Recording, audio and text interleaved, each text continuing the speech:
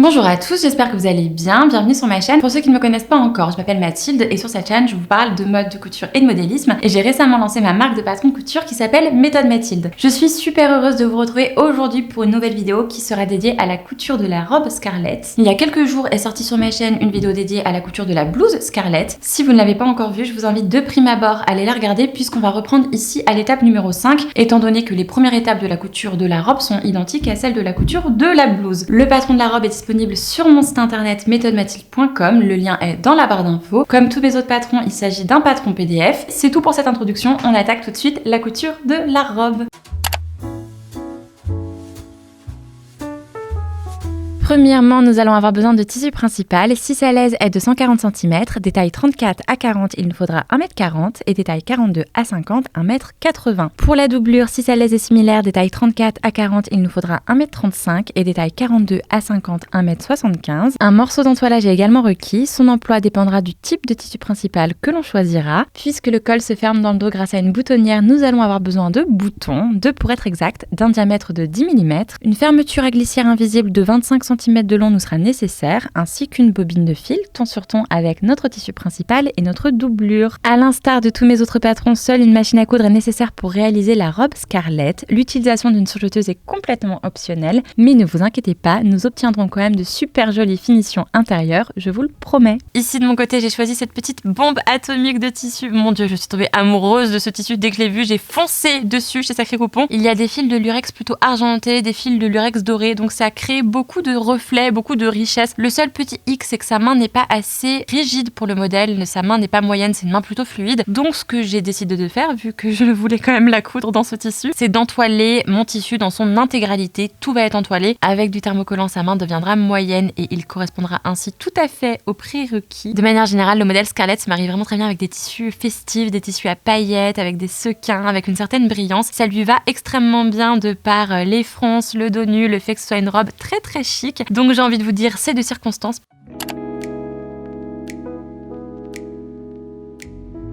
C'est parti pour la liste des morceaux. Commençons tout de suite avec le morceau numéro 1, le buste devant, qui a coupé une fois au pli dans le tissu, une fois au pli dans la doublure. Ensuite, nous avons le buste dos, le morceau numéro 2, qui est à couper 2 fois dans le tissu principal, 2 fois dans la doublure et 2 fois dans l'entoilage. Parce que oui, on entoile ce morceau pour qu'il se tienne bien. Ensuite, passons au col, le morceau numéro 3, qui a coupé une fois au pli dans le tissu principal, une fois au pli dans la doublure et une fois au pli dans l'entoilage. On passe aux manches raglant. Le morceau numéro 4 n'est autre que le corps de la manche qui a coupé 2 fois dans le tissu principal et 2 fois dans la doublure. Le poignet, quant à lui, le morceau numéro 5, est à couper 2 fois dans le tissu principal, 2 fois dans la doublure et 2 fois dans l'entoilage. On entoile nos poignets, idem, on veut qu'ils se tiennent. La ceinture devant, quant à elle, le morceau numéro 6 est à couper une fois au pli dans le tissu principal, une fois au pli dans la doublure et une fois au pli dans l'entoilage. La ceinture dos, le morceau numéro 7, est à couper 2 fois dans le tissu principal, 2 fois dans la doublure et 2 fois dans l'entoilage. Passons tout de suite à la jupe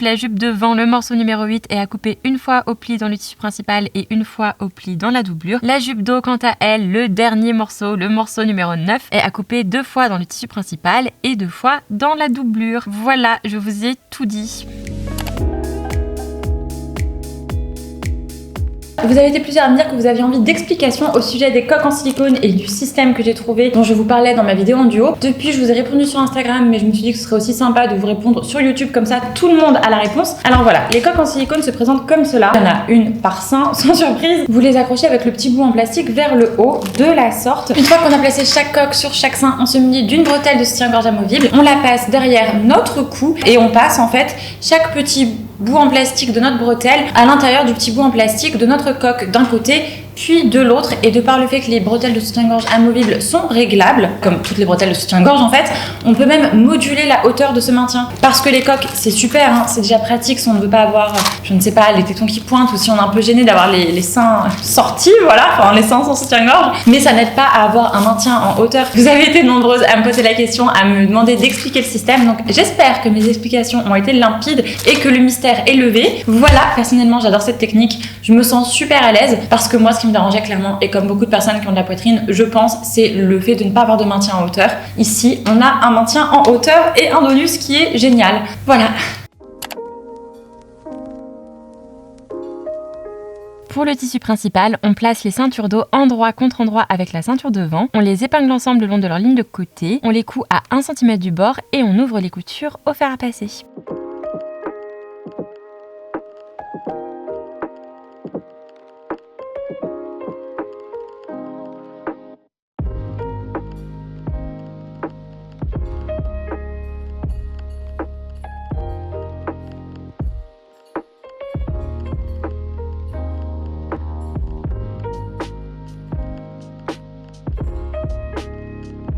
On répète l'opération avec la doublure. Placez la ceinture en tissu principal, endroit contre endroit avec le tissu principal du buste devant et dos.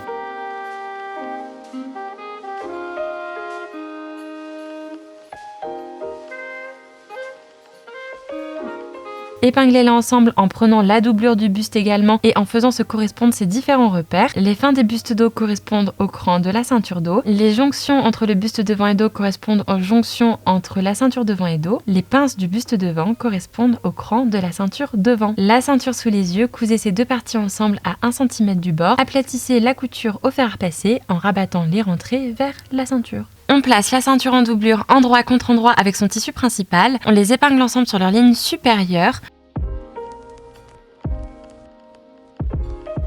On les coud à 1 cm du bord.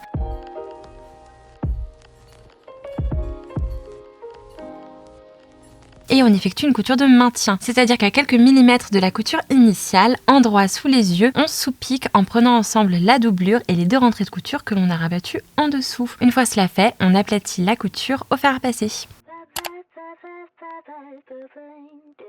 Nous en sommes maintenant à l'étape numéro 6, nous allons fermer les pinces de la jupe, assembler les jupes dos avec la jupe devant et ensuite assembler cette jupe continue avec la ceinture. On prend les 3 morceaux de la jupe en tissu principal et en suivant les lignes de milieu de leurs pinces respectives, on les plie en deux, rabattant ainsi l'endroit sur l'endroit. On épingle les pinces, on les coud, puis on aplatit ces dernières au fer à repasser en rabattant leur entrée vers l'extérieur du vêtement.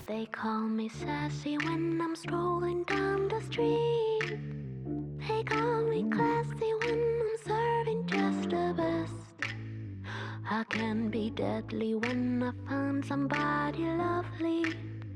And now I'm ready like a kitty in a dress. Pour le tissu principal, on place les deux parties de la jupe dos endroit contre endroit avec la jupe devant. On les épingle ensemble sur leur ligne de côté. On les coud à 1 cm du bord et on ouvre ces coutures au fer à passer.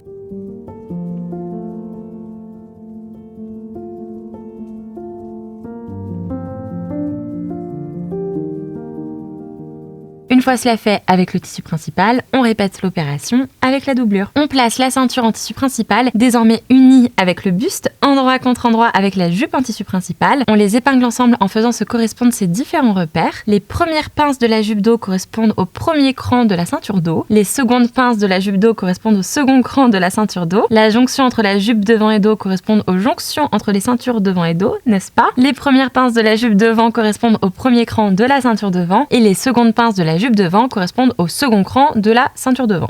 Voilà, la ceinture sous les yeux, on coud ces deux parties ensemble à 1 cm du bord.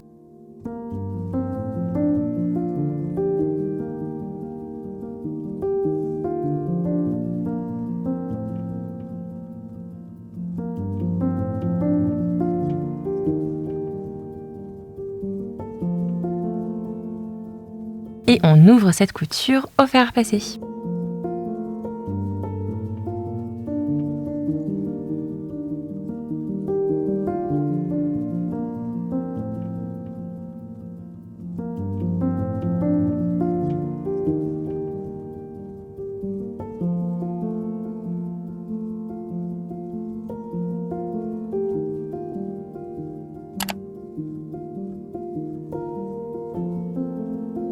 Alors je vais maintenant vous expliquer comment poser une fermeture à glissière invisible sans avoir à bâtir, ce qui est merveilleux. Donc c'est parti. On place les milieux dos de la jupe en tissu principal endroit contre endroit. On les épingle ensemble, puis du cran de la fin de la fermeture à glissière invisible qui fait 25 cm de long, donc si votre fermeture à glissière invisible est plus longue ou plus courte, ajustez la hauteur de ce cran. Je reprends du cran de la fin de la fermeture à glissière invisible jusqu'en bas de la jupe, on pique à 1 cm du bord.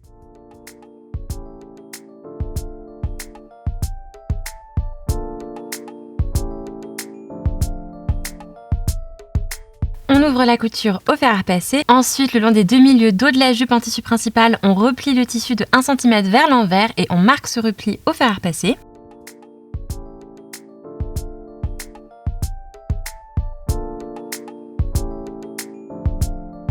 On place notre fermeture à glissière en droit contre les rentrées des plis, le butoir en plastique à 2 mm du sommet de la ceinture. On les épingle ensemble des deux côtés en faisant attention à ce que ce soit bien aligné de part et d'autre de la fermeture, le sommet de la ceinture, bien évidemment, n'est-ce pas? Et la jonction entre la ceinture et la jupe, c'est très important également. En droit de la robe sous les yeux, on assemble le ruban de la fermeture et le premier milieu dos en piquant avec notre pied presseur habituel à 5 mm du bord. On commence au sommet de la ceinture et on s'arrête à la toute fin du ruban, puis on répète l'opération avec le second milieu dos. Alors cette étape, elle va nous permettre de vérifier que les lignes devant être alignées le sont bien sans avoir à bâtir. Une fois cette vérification effectuée, on change pour un pied spécial zip invisible. Cela va nous permettre de piquer au plus près des dents de la fermeture. Ainsi, le ruban de cette dernière sera très peu visible sur l'endroit du vêtement, ce qui est très chic. Alors comme vous pouvez le voir, le cadre a légèrement changé puisque je termine ce tutoriel couture chez mes parents. En fait, j'ai eu l'immense chance de recevoir une machine à coudre secondaire à Noël. Mon Dieu, je n'arrive pas à croire que je dis ça, c'est complètement indécent, mais je vais vous raconter la petite histoire. En fait, ça fait quelques mois que ma maman a envie de s'acheter une machine à coudre pour se remettre à la couture. Elle a quelques notions de couture, mais elle n'a jamais vraiment cousu, et de par le fait que la couture est ma grande passion, ça lui donne envie de se faire 2-3 petites choses comme des coussins, des rideaux, des cotons réutilisables, tout ça. Donc elle avait envie d'avoir une machine, et moi j'avais très envie, je vous avoue, de pouvoir coudre lorsque je suis chez mes parents en vacances, parce que je rentre quand même à Angers assez souvent. Nous avons ainsi reçu cette petite beauté de machine à coudre en cadeau à Noël. On va se la partager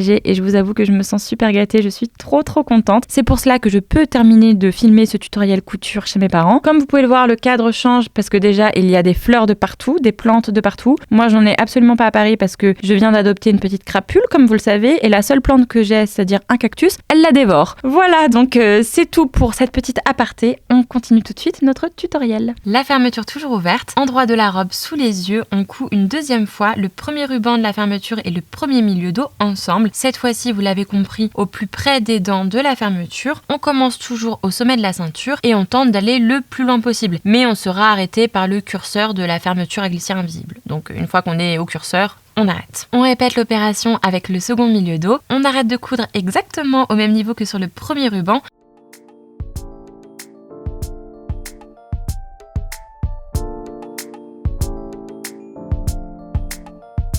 Pour nous aider, on peut faire un petit cran avant de piquer, juste en face de là où on s'est arrêté sur le premier ruban pour être sûr de s'arrêter exactement au même niveau sur le second.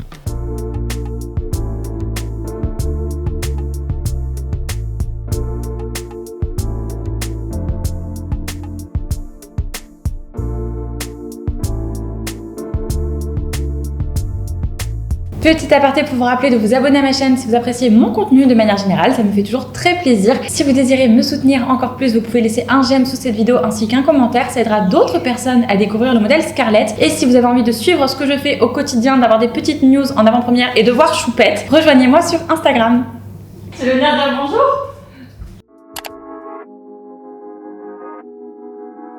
Nous en sommes à l'étape numéro 8, l'avant-dernière étape de ce tutoriel vidéo. Merci d'être resté avec moi jusqu'ici, cela me fait très plaisir. Et cette étape numéro 8 consiste à fixer la doublure, donc c'est ce que l'on va faire maintenant. On place la ceinture en doublure endroit contre endroit avec la jupe en doublure. On les épingle ensemble en faisant se correspondre les mêmes repères que tout à l'heure.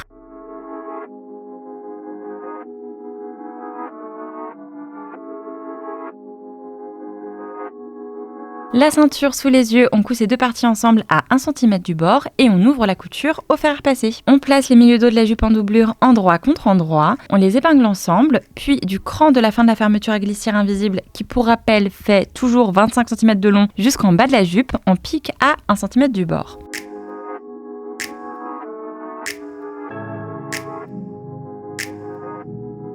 On ouvre la couture au fer à repasser. On positionne les doublures de la ceinture et de la jupe dos endroit contre endroit avec leurs tissus principaux, c'est-à-dire que l'on place le buste en sandwich entre la doublure de la jupe et le tissu principal de la jupe.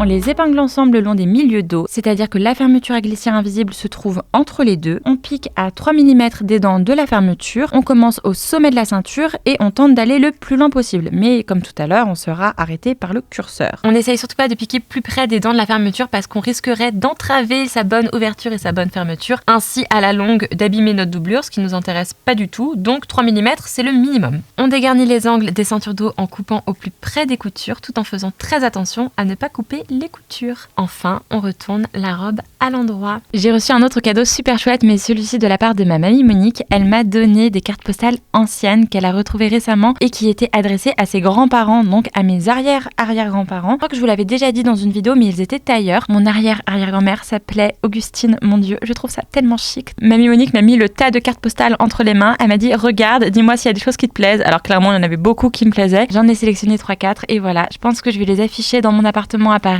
Je vais en afficher certaines côté écriture, d'autres côté illustration. Tant que nous sommes sur les cadeaux, j'espère que vous avez passé de belles fêtes de fin d'année, que vous avez peut-être pu prendre quelques jours de vacances et profiter de vos proches, de votre famille, de vos amis. Ma maman, elle m'empêche de filmer. Elle me perturbe en arrière-plan. Je sais même plus ce que je suis supposée dire, tu m'appelles.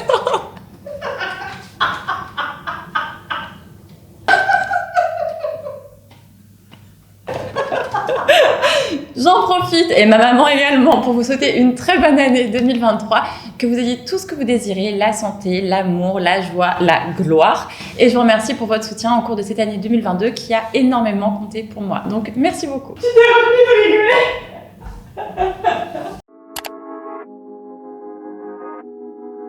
Nous en sommes à l'étape numéro 9, la dernière étape de ce tutoriel vidéo. Oh bah dis donc, qu'est-ce que tu veux faire ma choupette ? Bah oui, t'as envie de t'incruster partout, j'ai bien compris que tu voulais que ce soit ta chaîne YouTube.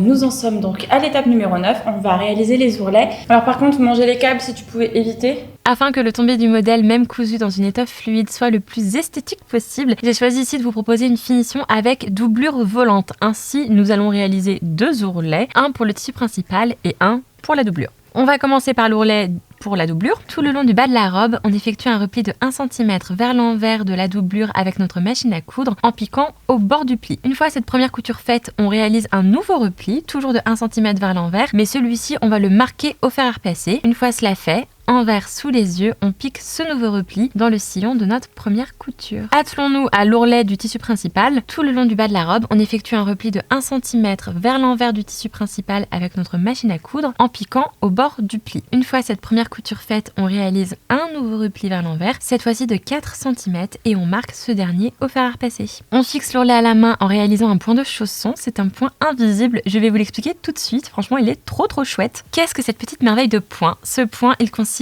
à alterner entre piquer l'ourlet où l'on prend plusieurs fils et piquer l'envers du tissu principal où l'on n'en prend qu'un seul. Si on est droitier, on effectue ce point de gauche à droite. Gauche à droite, c'est la direction de la couture en effectuant un demi-tour à chaque fois. C'est-à-dire que même si on coud de gauche à droite, on pique de droite à gauche. Je pense que vous voyez ce que je veux dire grâce à la petite illustration, c'est difficile à expliquer comme ça. Attention en revanche, si vous êtes gaucher, c'est l'inverse qui vous sera plus aisé. En ce qui concerne la longueur, je vous conseille d'espacer chaque point de 8 mm. C'est la longueur idéale pour que ce point soit solide tout en restant invisible. Et faites très attention à modérer votre tension. Si vous tirez trop sur les fils, comme on peut avoir envie de le faire, je sais que moi personnellement j'ai souvent envie de tirer sur les fils, vous allez faire apparaître de petits points sur l'endroit de votre ouvrage, ce qui n'est vraiment pas désirable. Donc on ne tire pas trop, on fait quelque chose de très fluide, de très doux. Limite si les fils ressortent un petit peu, c'est pas grave. Voilà, et c'est un point invisible mais solide, et c'est les petits allers-retours qui vont le rendre plus solide. J'espère que ce petit point vous plaît. Personnellement je l'adore, c'est la petite touche finale que je trouve super chouette. Voilà, notre robe Scarlett est désormais terminée. Je suis super contente, je l'adore. Je vous montre le résultat porté tout de suite.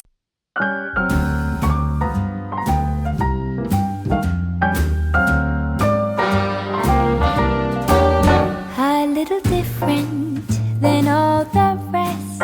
I'm quite old-fashioned where I had sometimes played chess. And when I'm out, I'm looking for that vintage fling. But all complexions that I adore, so hard to finally see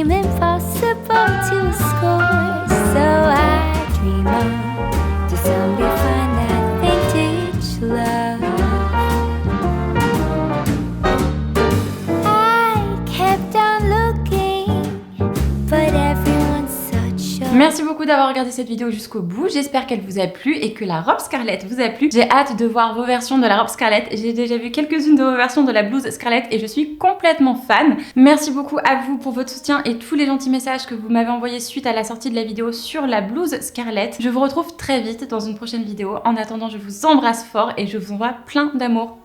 Bye bye.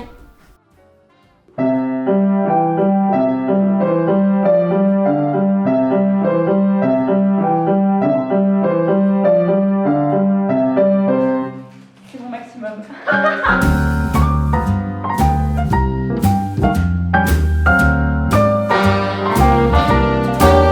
A little different than all the